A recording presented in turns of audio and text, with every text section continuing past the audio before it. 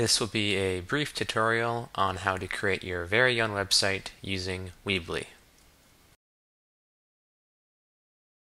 When you search for Weebly.com, you will come across a page similar to this one.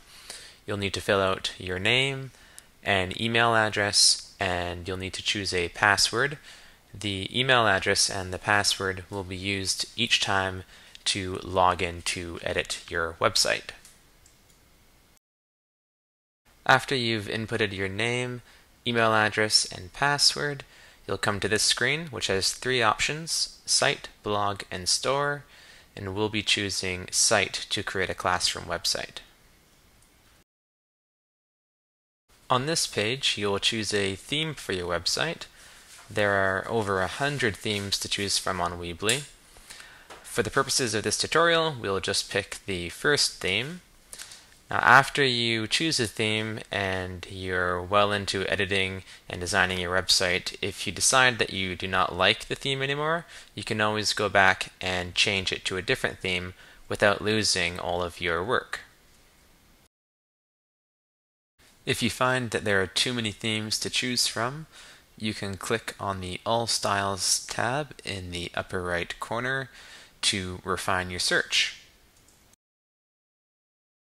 You can refine your search even further by picking an accent color that you would like to see throughout your website. If you hover the cursor over any one of the themes, you can see which of the accent colors it's offered in.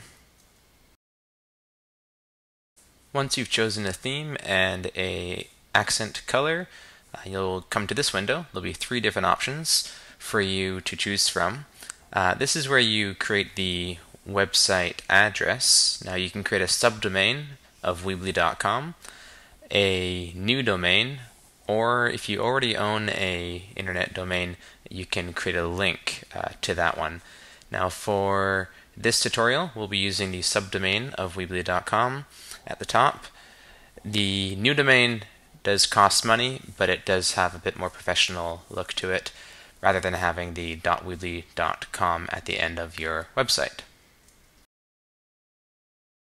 Once you click on Use a subdomain of Weebly.com, you'll need to think of a website address. For this sample website, we'll use the name mrsampleclass.weebly.com. This should be the next screen that you see. You can watch the introductory video from Weebly, and after you've done that, you'll want to click on the Build My Site button. Now, depending on which theme you chose, your window should look something like this, where on the left-hand side you'll have a menu bar with all the different elements that you can use to edit your website, and it will temporarily be called My Site. So that will be the first thing that we're going to change. You'll want to highlight My Site and title it whatever you'd like. And for this website, I will title it Mr. Samples Class Website. Once you've picked a title for your website, you can go ahead and click on that orange button in the top right corner called Publish, and Publish is sort of like your way of saving each time you've completed your editing process. After you've clicked the orange Publish button, you should see this window. It will also tell you in the middle if your website can be made available without the .weebly subdomain. Now you should see your website under the My Sites window, and if you click on the blue Edit button or just on the blue name of your actual website, it will open it up so that you can edit it even further. Now, at some point during your editing process, Weebly will most likely ask you to categorize your website.